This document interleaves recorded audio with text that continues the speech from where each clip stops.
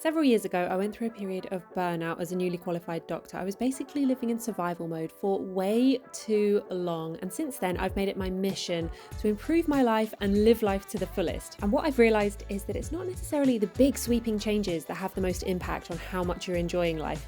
It's the daily habits, the things that you commit to doing on a regular basis. So in this video, I'm sharing 30 habits that have improved my life. This is part of my 30 Things series. So if you enjoyed this video, make sure you give it a thumbs up and check out the rest of the series. Let's go! A habit that I've found really helpful in helping me to overcome procrastination, getting things done, having a really clear image of the ideal future version of myself, asking her what I should do right now, and most of the time she'll tell me to get your butt out of bed, go do that workout, crack on with that work, read that book. When I'm wasting time and putting things off, this is really helpful. When I'm walking into a shift at work, I always put my headphones in on my walk from the car park to the hospital, and I listen to what I call my hype girl playlist, just to give me some energy, to make me feel good. So I'm walking into the shift with a smile. I just feel like we all have a responsibility to try and lift the mood, especially in healthcare. We're working with other staff who are exhausted and burnt out, and as a locum doctor, I'm not working as many shifts as other people, so I feel like I've got a duty to show up in the best way possible, lift the people around me who are probably feeling like absolutely tired and on their knees. That energy that you bring when you turn up with like a big smile on your face, ready to go, it helps the patients. Like, the patients are looking to us. They get that vibe from us of whether or not we are feeling good, whether or not they can trust us, whether or not they feel like we are in a good place. Tiny little thing that I do to just spark myself up before I step into doctor mode. Making the effort to go to bed with a clean kitchen and a clean kitchen sink. This one is so simple, but it is such a life hack. It's such a good habit to make you feel good in the mornings. Cleaning your kitchen is a gift to your future self. You do not want to get up in the morning and have to deal with last night's disgusting dirty plates and yesterday's lunchbox and all the bits in the kitchen sink. You want to wake up and just come through to a clean slate. And we don't manage to do this every night, especially when I'm working shifts. I'd probably say we do this 6 nights out of 7, and I'm always glad when we do. I think the thing about all of these habits is that they really are little gifts to future you, and when you can think about it in that way, it feels so nice. If you have a dishwasher or a drying rack, bonus points if you can get into the habit of putting those things away first thing in the morning so that you've got a nice empty dishwasher or drying rack ready to start the day afresh. Okay, I know this one is really basic, but it makes such a big difference, especially if you're somebody like me who gets hangry very easily. So getting into the habit of always carrying water with me. I've got one of these insulated bottles, and in the summer I put ice in it as well, so I've got a nice cold drink wherever I go. And then always carrying some snacks. So usually I've got some, like a banana or some other fruit in my bag. And then I'll have one of these little Tupperwares, and I'll put some nuts and some dried fruit in, and maybe some dark chocolate, something like that, so that I've always got something with me and I never get hangry. Reading first thing in the morning. So I've gotten into this habit where as soon as my alarm goes off, or as soon as I wake up, I get my Kindle out and I read for like 10-20 minutes. You can control the start of your day and the end of the day the best. Like, what happens in the middle is kind of a bit crazy most days, isn't it? Making that time first thing in the morning to read and absorb some information. Normally it's like a non-fiction kind of personal development book. Really sets me up well for the day. I've shared this in so many of my videos, but I think it is such a useful piece of advice. Setting myself set days for set workouts so that I just do not have decision fatigue. I'm not thinking, should I work out today? What should I do? I just know exactly what I'm meant to do on each of the days.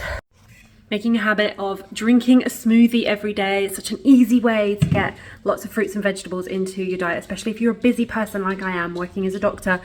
Sometimes you just don't have time to make a salad or, prep loads of veggies, and just having a smoothie is a quick and easy way to get them into your diet. I cannot stress this enough. Learning to stop worrying about what other people think of you is such a game changer. And yes, it is a habit. It is something you need to practice every single day, especially if you're someone like me who used to really care what other people thought of her. It was a game changer to learn this stuff. So how did I do it? Reading the book, The Courage to Be Disliked. If you haven't read this and you're somebody who does does worry about what other people think of you, get yourself a copy, read it, reread it, practice it. It will change your life, I promise you. Never assume that you will remember something, just write it down. Honestly, you will free up so much mental energy not having to try and recall that thing. That goes for dates for your diary, things you want to add to your shopping list, ideas you've had while you're out on a walk, things that are interesting to you from a podcast.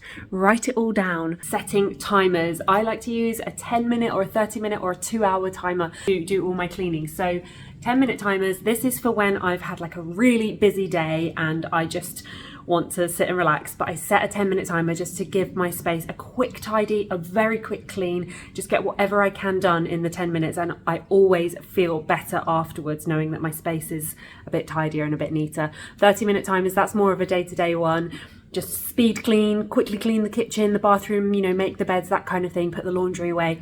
And a 2-hour clean, that is when I am getting my podcasts on, might get some music, good music playing, and I try and whiz around and clean as much of the house as possible. Setting the timer adds a little bit of urgency, makes it a little bit fun, gets it all done as quickly as possible so that you're not going around tidying up, picking things up and getting distracted by things around you. It also means that even on your busiest, most stressful days, you can still live in a nice, tidy home. Okay, this one's probably going to sound a little bit harsh, but I promise you this has been a game changer for me in living a more relaxing, happy, peaceful life. Noticing the things that are energy draining in your life and getting comfortable removing them. So for example, consuming too much news. It just makes me feel outraged. It makes me feel irritated. It makes me feel stressed and anxious. So instead of watching the news, especially before bedtime, I subscribe to a weekly news bulletin, and that is how I get my news updates. The other media that I consume, so social media, if there are accounts that make me feel jealous, that make me feel like I'm comparing myself to them, that make me feel a bit icky or any other kind of negative feeling, I unfollow. I have no problems with unfollowing accounts and deleting them from my life. I do not need to be spending my time and energy watching other people that make me feel bad about myself. The things I consume on TV, the films I watch, if they make me feel stressed, if they make me feel anxious, I do not consume them. We only have a finite amount of time and we should not be spending that time on things that are draining our energy. The people I surround myself with, removing toxic people from my life, setting boundaries around my time and energy, noticing the tasks and things that I have to do that are energy draining and finding ways to either remove them from my life, to delegate them to other people, to pay somebody to do them for me, or to automate them. And if I can't do that, then I try and find a way to make them fun and get them done. Because life is way too short to be spending it on things that are draining our energy and making us feel bad. TED Talk complete. Taking the time every day to write in what I call a joy journal, which is things that have happened in your day that have made you smile, lovely things you've noticed, something that made you laugh out loud, just little moments of pure joy. This has two effects. Number one, knowing that you're going to be writing this stuff down makes you more likely to notice it through your day. So you're kind of looking for the things that you want to put in your joy journal. So it kind of makes you notice the lovely moments of your day a bit more. And number two, you then have this beautiful journal full of really wonderful memories that you probably would have forgotten otherwise. And it's really nice to look back on them when you're just feeling a bit rubbish or you just want to have a look through and smile. Also, I hope you appreciate this outfit. I am actually dressed normally under here, but it's cold, so I'm wearing Vince's massive jacket. Making the commitment to do at least one thing every day to move me towards my big goals. And the way that I do this is through habit tracking. So I've mentioned this in previous videos, especially for somebody like me who has a bit of shiny object syndrome. I get excited about new ideas and new projects, and it can easily lead me astray and lead me off track from my big goals. Habit tracking just keeps me on track, keeps me consistent. So the way that I do this is every year I have a big planning day, normally around December, January time, where I think about my big goals, my big vision for the year ahead, the things that are moving me towards my 3 to 5 year goals. Then every month I look at those goals again, remind myself of what I'm trying to achieve through the year that are going to move me closer to those big goals. And through the month, I set myself habits that are going to help me move towards those goals. So it's just helping me to stay consistent and on track with those things. Just the fact that I'm going to be writing it down and looking at that habit tracker every day actually keeps it front of mind for me. And there's like a little dopamine hit that comes with filling in the little dot on the habit tracker as well. We know by now that practicing gratitude is one of the ways to increase your well-being and just generally enjoy your life more. That is a given. But one thing that I don't think a lot of people talk about is actually expressing that gratitude. So if there's someone that you are thankful for, actually telling them. If there's something that you appreciate about somebody, mention it to them. Write them a little card, write them a note, send them a message, have a coffee date with them and let them know what you are grateful for. This is something that I have all of my coaching clients do, and they always come back and tell me that it was a really lovely experience. And this is something that I try and do as often as possible in my own life. Okay, this one probably sounds ridiculous, but I am naturally a nail biter and I bite the little hangnails around my nails, and it looks really bad. It's a bad habit. I don't want to do it, but I do. And so I have bought myself one of these little, I don't know what you'd call it, a little clipper thing, and I can use it to clip the dead skin and my cuticles so that I'm not tempted to pick at them and bite them, and therefore my nails and the skin around my nails looks in such good condition compared to what it used to look like. And it makes me feel more confident because I was really embarrassed about my hands and the way that my nails looked before. Okay, this one seems really small, and it is, and it's super easy, but it will make a difference to you if you're not doing it already. Having a glass of water as soon as you wake up. I literally just have one by my bed ready for me in the morning, and it's the first thing I do, drink a pint of water. We sweat and exhale so much water overnight that you are mildly dehydrated when you wake up. And if you're not replacing that water, then you're going to be spending the rest of your day a little bit dehydrated, and that can make you feel a bit tired, a bit groggy, maybe have headaches. It can make you constipated. There are no downsides to just having a glass of water. It's free, and it's a very easy way to make yourself feel a little bit better every single day. Stretching for 5 to 10 minutes before bed every night. It just relaxes me, it feels good, it helps with the aches and pains. And in the evening, your muscles are kind of looser and warmed up from the day of walking around and being busy. Don't put it down, put it away. It takes just as long to put something away as it does to just put it down on the table or put it down on your bed. You are giving yourself an extra job later. Just put it away. It honestly helps you keep your house tidy. It helps you stop being overwhelmed all the time, and it has been so transformative for me because otherwise, honestly, I would live in a pigsty. Learning to self-soothe and regulate your own emotions, and coming up with a self-soothe menu.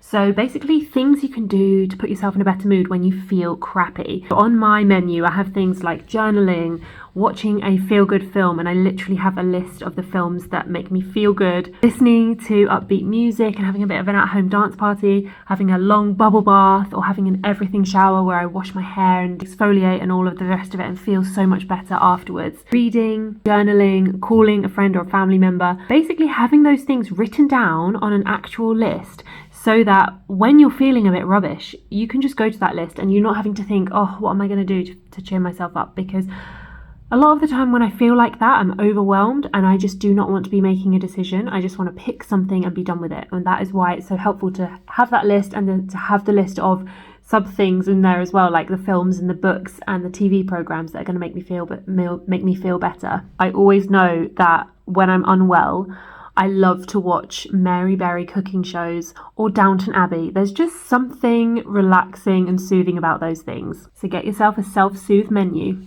As a general rule, I try to never make assumptions about people, but I make an exception to that rule, and if you can do this too, it will help you so much with being compassionate towards people, just having less mental drama going on in your head, and that is the habit of assuming that everybody is trying their best. We go about our days and sometimes things happen that are annoying, that we don't want to happen. Maybe we have some bad customer service, maybe somebody cuts us up in traffic and beeps their horn at us. And it's really easy to paint those people as a villain and ourselves as a victim in that scenario. Something comforting about allowing ourselves to be in this victim mentality and have this protection of like, nothing's my fault, I'm just the victim here. But really, that's not actually that helpful. It's just creating this like mental drama in our own heads that takes away your power. If you can just assume that everybody's trying their best, maybe they're having a bad day, maybe they had an argument that morning, maybe they've got something really dramatic going on or an emergency in their lives, maybe they just don't have the emotional intelligence and the tools to be a better person, but assuming that they're trying their best will help you carry on with your day and let everything slide off you like water off a duck's back. One of the habits that has helped me the most when it comes to getting over people pleasing is only dealing with direct communication. I made a post about this on Instagram and it absolutely blew up, and I think it's because so many of us who are people pleasers do this without realizing it. What do I mean? Refusing to deal with indirect communication. So basically only dealing with what has actually been said by the other person and only saying what you actually mean. So not trying to read between the lines and overthink what somebody might have meant when they said a particular thing, not looking for clues, not looking for subtext, not making any assumptions, only dealing with what they have actually said. If you're not entirely sure what they mean, ask for clarification, and again, only deal with what has actually been said. Because the thing about people pleasing is that we are constantly on high alert, looking around, scanning for other people's emotions, trying to be intuitive, trying to read the room, and it leaves you in a constant state of vigilance, being hyper aware of everything around you. This is something that we want to get rid of. Doing this one habit really helps with that. I've pretty much always taken good care of my skin, but in the last 4 months I've started using prescription strength skincare. And I wish I had started this earlier. It's made so much difference to the texture of my skin, the visibility of my pores, and actually it's really reduced the lines and kind of, well, I wouldn't say wrinkles, but like some fine lines that I've got going on just around my eyes. It's generally making me feel more confident in my skin. I'm someone who's got very oily, spot-prone skin. Using this prescription strength stuff has made so much difference. So I use Dermatica. I will leave an affiliate link down in the description box below if you want to check that out. You can get the first month for $2.99 and then 10% off your second month. And then from then onwards, it's $24.99 a month, which actually I think is a total bargain. If, like me, you are using expensive skincare products, this is such an affordable way of accessing good quality skincare. Using time blocks when you're thinking about your to-do list. So one of the things about being a perfectionist is that we tend to give ourselves unrealistic to-do lists. We write so many things on there and we don't think about how we're actually going to get them all done. You get to the end of the day, you're really unsatisfied because you haven't done them all, and you tend to focus on the things that you haven't done rather than the things you have, and it makes you feel rubbish. One of my friends, Faye, recommended this idea of writing down a target of an amount of time to spend on something. So for example, I used to write things on my to-do list like edit YouTube video, whereas Faye would recommend saying spend 2 hours editing YouTube video. It means that you can be really specific and be realistic about how much you can actually get done in a day. She also recommended these productivity planners. I've shown them in previous videos. I use the Best Year Journal as well from this same company. Link them down in the description box below with a discount code for you guys. This is so helpful for that because they actually have time blocks in the journal. So you set yourself targets of how much time you want to spend on something each day. So highly recommend that if you are a bit of a perfectionist like I used to be. And on that note, using time to motivate myself when I'm procrastinating. So if I'm putting off going for a run or doing some housework or editing a YouTube video, then I'll just tell myself I only need to do this for 5 minutes or 10 minutes or 30 minutes or whatever it is, just to give myself that initial starting feeling of motivation. Because I definitely find when I'm procrastinating that the hardest part is getting started. So if I tell myself I only need to run for 5 minutes and then I can stop, by the time I'm 5 minutes into the run, chances are I'm probably just going to keep going. The absolute priority in my life, above everything else, my friends and family and my relationship with Vince. Nothing else comes above it. So I like to do everything I can to make sure that those people stay in the front of my mind and that I'm maintaining those relationships. And I've found that it's the little things that make the biggest difference. When they mention little things that they've got coming up, if they've got a deadline or if they're going on holiday on a particular date, making a note of those, putting a reminder in your phone to text them and just say good luck with this thing, or I hope this goes well, or to text them afterwards and be like, how did this go? It's the little things that make the biggest difference in maintaining those relationships and showing your friends and family and partner that they are a priority to you. Okay, this is probably something that a lot of you already do, but we didn't do this in my household when I was growing up, probably because I lived in a house with 5 kids and it was chaos. One thing that I learned from my friend Bex when I lived with her was that she always has her labels facing the front. In the fridge, in the cupboards. When I realised that she does that, I was like, oh, this just makes life so much easier. You know, you're looking for something in the cupboards and you're not having to turn all the cans around and have a look at what it is. They're all just facing the front, a bit like a shop front. Makes life so much easier. On the topic of prioritising relationships, something that I've been trying to do over the last few months or a year or so is being really intentional with listening to Vince. Now, this sounds absolutely ridiculous because, of course, he's my husband. I'm going to listen to him. We're going to listen to each other. We're going to chat. But sometimes you can kind of chat about your day or talk about a problem and realise that you're not giving each other the full attention that the other person deserves, and you might be doing something else or be preoccupied or be thinking about the thing that you want to tell them or ask them about.